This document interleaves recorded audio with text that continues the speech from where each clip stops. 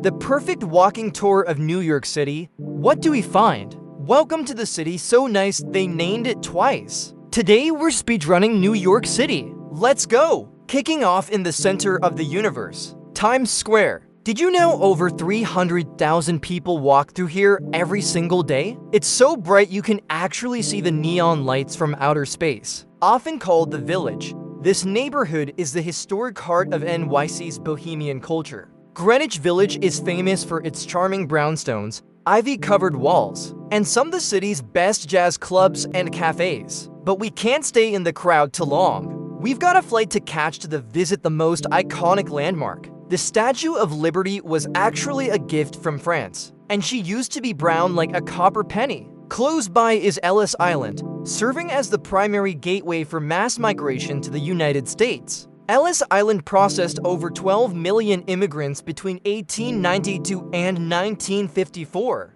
Next stop, the world's most famous skyscraper, the Empire State Building. Back when it was built in 1931, it was the tallest building on Earth. It's got its own zip code and even a lightning rod that gets hit about 23 times a year. We can't miss the Freedom Tower and Oculus. Built as a global symbol of resilience to honor the victims from the 9/11 attacks. Time for some culture. We're hitting the Metropolitan Museum of Art, or the Met. It houses over 2 million works of art spanning 5,000 years. You could spend a whole week here and still not see everything. Next is the American Museum of Natural History. It is the primary museum for dinosaur exhibits, housing one of the world's largest collections of fossil specimens. Need a break from the concrete? Central Park is 843 acres of pure green. Pro tip, don't miss the Bethesda Terrace. It's been in more movies than most Hollywood actors. And you can't visit NYC without a street snack.